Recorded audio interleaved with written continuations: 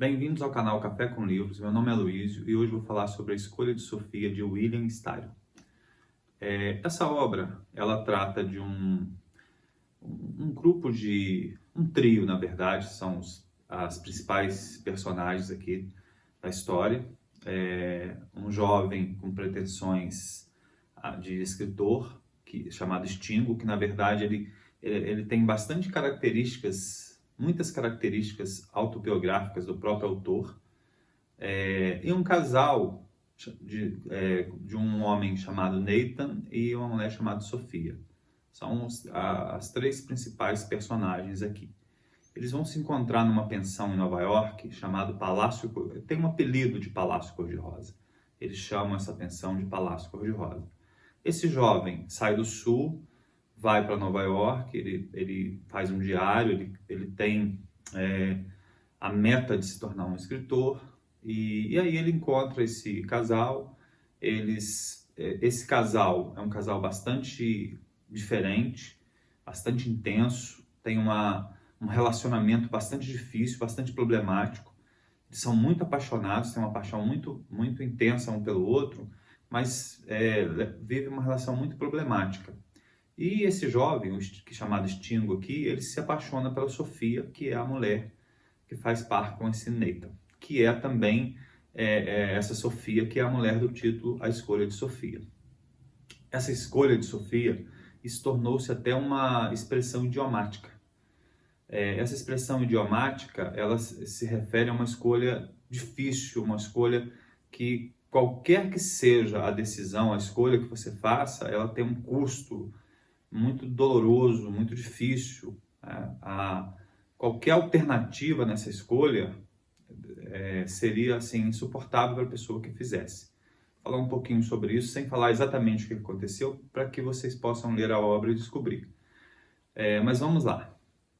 Esse rapaz acaba se apaixonando pela Sofia também, esse Stingo. Ele faz uma amizade com o casal. Essa amizade vai evoluindo, ele vai se aproximando mais e mais da vida deles, se inteirando dos problemas. Aqui nós temos uma situação em que ele ocupa um quarto na pensão, debaixo do quarto desse casal. Então, assim, ele acaba participando da intimidade desse casal. Ele acaba ouvindo tudo que acontece na vida desse casal, nesse quarto acima dele. Isso aqui é uma característica da maneira como ele vai se inteirar da vida desse casal. Bem, isso vai evoluindo. Acaba que o Nathan é um cara bastante problemático, ele tem problemas mentais graves, ele vai descobrir isso aqui ao longo da obra. Esses problemas mentais faz com que ele conte mentiras. Ele é uma pessoa que a gente chamaria de bipolar.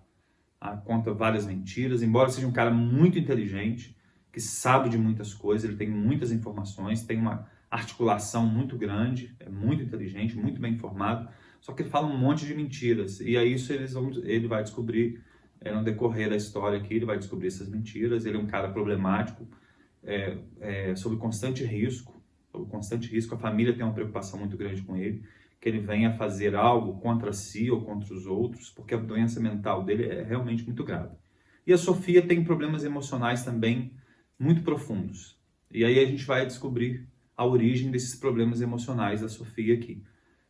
A origem desses problemas emocionais está ligada ao fato dela ter sobrevivido ao campo de concentração de Auschwitz. Ela é uma polonesa que emigrou para os Estados Unidos, perdeu toda a família durante a Segunda Guerra Mundial, e uma parte da família dela, que são seus 2 filhos, ela perdeu em Auschwitz. Ela entra, aqui que entra a questão da escolha. Ela entra com 2 crianças no campo de concentração. Nesse lugar, fica claro para ela que tem 2 filas. Nessas 2 filas, uma fila leva diretamente para a morte e outra fila leva para uma possibilidade de sobrevivência. Não significa que vá sobreviver, mas uma possibilidade de sobrevivência. E a escolha é isso. Ela tem uma filhinha mais ou menos de 6 anos e um filho pré-adolescente. E aí ela terá que fazer essa escolha. Essa escolha dolorosa aqui, eu acredito que é uma das páginas mais dolorosas da literatura essa situação dela em Auschwitz. Aí tem aqui uma descrição da vida dela, da vida que ela levava na Polônia, enfim. Então nós temos um pano de fundo desse passado da Sofia.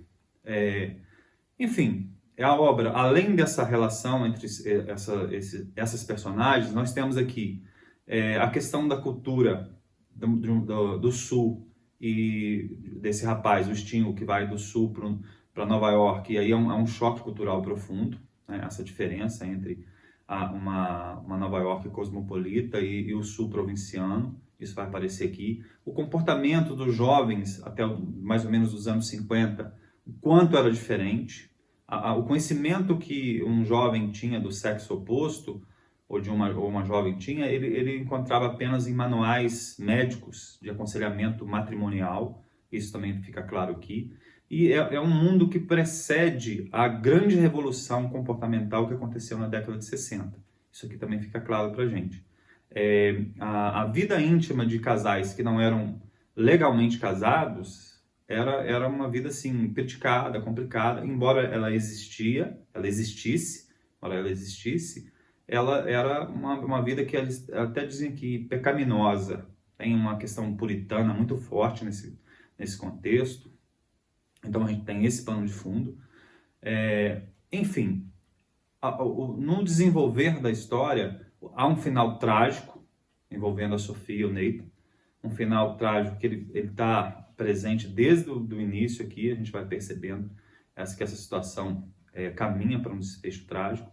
E o autor, além dessa história, quem quiser ler uma boa história, quem quiser apenas ter o prazer de ler uma boa história, ela é uma boa história, é uma excelente prosa, mas além disso ele coloca uma discussão filosófica de pano de fundo aqui, bastante interessante, sobre a natureza do mal, sobre por que existe o mal, qual é a quantidade, como é possível a quantidade tão absurda de mal que aconteceu, principalmente nos campos de concentração.